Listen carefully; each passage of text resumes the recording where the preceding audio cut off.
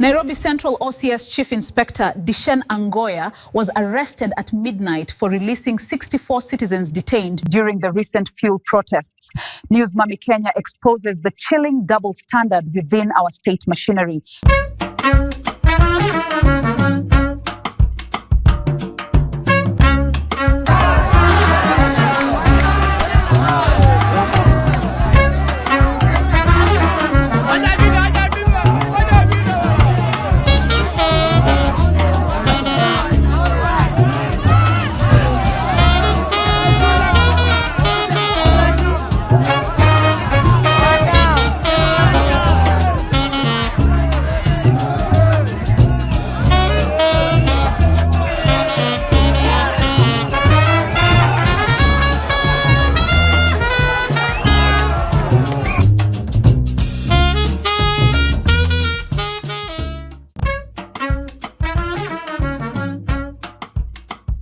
We hire him. So from today, he's ours. Si ni kweli? Huyo askari sasa ni wetu. Sio wa Murkomen ama Kanja, ni wetu. Na askari wote Kenya mzima. Usipige wa Kenya. Wa Kenya wanawaunga polisi mikono, wapewe mshahara mzuri na wapache kukua wa Kenya. That's why we're here in solidarity with Dishen.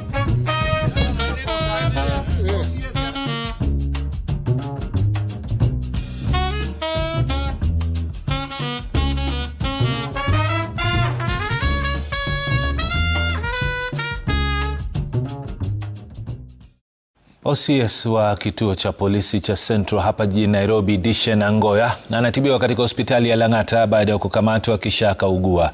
OCS huyo alikamatwa kwa madai ya kuachilia huru maandamanaji 64 waliokamatwa jana kwenye mgomo wa sekta ya uchukuzi hapa nchini.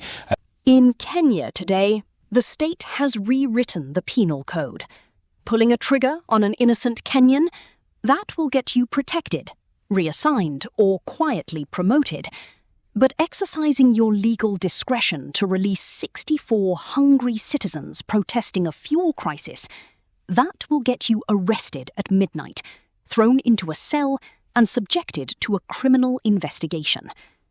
Today on News Mummy, we are looking at the terrifying double standard of our justice system, where showing a conscience is treated as treason and brutality is rewarded as patriotism.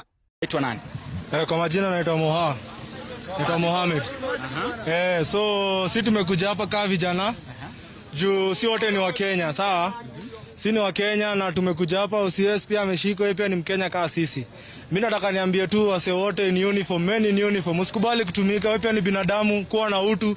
Juu sisi vijana si hatuna ubaya na msee. Sisi tunapiga shughuli zetu na OCS yeye ameona vijana walikuwa wanafanya shughuli yao roho safi. Wakaamua ni aje haina haja wase wakae ndani na hawana makosa. So mimi naambia wase wote, anyone who's watching, kama unajua unafanya kazi yako, ifanye kazi yako na uadilifu, juu vijana hawana shida. Kama msee umemshika na hana makosa, achana na yeye aende.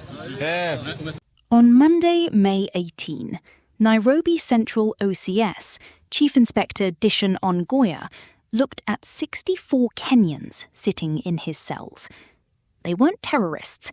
They were citizens screaming because they can no longer afford to live. Under the law, an OCS has full command and discretion over his station. He released them. But the system couldn't tolerate an officer with a soul. By midnight, senior commanders swooped in, arrested him for abuse of office, and locked him up until his blood pressure spiked to dangerous levels. The state wanted to send a message to every cop in Kenya. Your job is to break them 180, not to protect them. Tonight, we begin with the mystery surrounding the arrest and dramatic and conditional release of Central Police Station OCS Chief Inspector Dishen Angoya. The officer was arrested by the Deputy Regional Police Commander over allegations of abuse of office after allegedly releasing 64 suspects arrested over public order offences without lawful authority. The arrest sparked public outrage online, with activists and lawyers storming the hospital where the OCS was receiving treatment for high blood pressure. But in a dramatic twist this evening, police dismissed reports that Angoya was being taken to court, terming them misleading. Hours later, the OCS was released unconditionally, raising fresh questions over the saga. Kabla waachilie alipewa nguvu na OCPD. Akaambiwa waachilie hawa watu kwa sababu hana hatia yote. Baada ya kuwaachilia watu kwenda nyumbani, jioni kulikuwa na press conference by Murkomen ambao ilisemekana kuna watu 300 ambao wameshikwa, lakini wale watu 300 hawakuwa kwa sababu walikuwa shaachiliwa. Sio ikasemekana kwamba lazima watu wengine walaumiwe. Na unajua kwamba jana watu walipigwa risasi wakaumizwa, so lazima watu tutafutiwe makosa. OCS ni rafiki wa Wakenya. Ukiangalia hapa kuna Wakenya wengi sana. Hao Wakenya wote wamekuja kuunga mkono Bwana Dishen. Nasema kwamba akienda kotini tutamtolea bond, tutampigania, na polisi wote Kenya mzima. Usifuate sheria ambayo si halali. You can disobey illegal orders and Kenyans will defend you. So we in solidarity with the OCS. We'll pay his legal fees, we'll support him, and if he's fired, Kenyans will hire him. So from today, he's ours. Si ni kweli? Huyo askari sasa ni wetu, si wa Murkomen ama Kanja, ni wetu. Na askari wote Kenya mzima. Usipige wa Kenya. Wa Kenya wanaounga polisi mikono, wapewe mshahara mzuri na wapache kuwa wa Kenya. That's why we're here in solidarity with Dishen. So thank you very much. My name is Titus Mahanu. I am also an advocate of the High Court of Kenya. Indeed, this morning we've been so surprised that an OCS exercising his constitutionally mandated powers to either decide for suspects to be arraigned in court or to be released. We understand and we all know the law. The OCS has those powers. The OCS is the officer commanding police station. He takes instructions from no one. He takes instructions from the law. So obviously, if at all he has violated any police code of conduct, then that becomes a disciplinary issue. We are surprised that he is being arrested and tried and being dragged through the criminal justice system. But one thing we want to assure Kenyans is that there is a plethora of lawyers, including myself, who have put themselves out there to represent any person who stands with the law, including this OCS. So we are telling the perpetrators of this injustice that we as lawyers, we are waiting and we are ready. And one thing we can also assure Kenyans is that we only have 14 months to go. Just persevere, 14 months to go. This autocratic regime will be out of power. And all these atrocities that are being committed against Kenyans,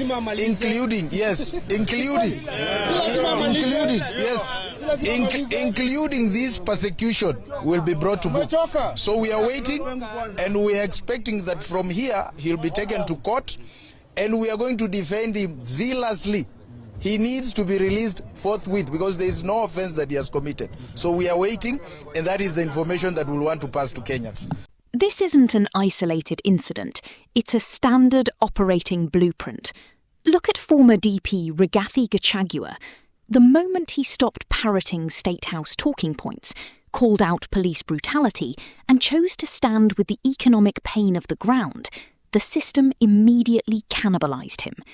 If the state can dismantle a deputy president for choosing the people over the regime, what chance does a local police commander have?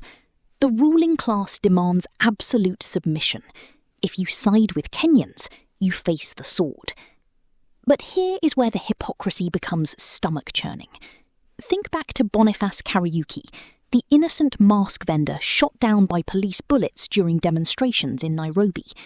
The trigger-happy officers who end Kenyan lives are routinely shielded by state machinery, covered up by internal units, and often rewarded with promotions for maintaining order. Pulling a trigger makes you a loyal soldier. Opening a cell door makes you a criminal. It is an upside-down country where the killers are promoted and the peacemakers are persecuted. Now, in mid-2025, cases of police brutality dominated the airwaves, from the mysterious death of teacher and blogger Albert Ojwang in police custody hours after he was arrested in his home, to the shooting of an unarmed mask vendor, Boniface Kariuki, at point-blank range during protests against police brutality. Our reporter Winfrey Owino interrogates the scars of police brutality and the challenges that IPOA faces in probing crimes committed by police which takes years before a conviction is made. When decency becomes a crime and state loyalty replaces the Constitution, the Republic is in deep trouble. We stand in solidarity with every officer and leader trying to maintain their humanity in a broken system. What do you think about the arrest of OCS Angoya? Let's have a real conversation in the comments below. Don't forget to share this video and hit that subscribe button for News Mummy Kenya. Stay safe and stay brave.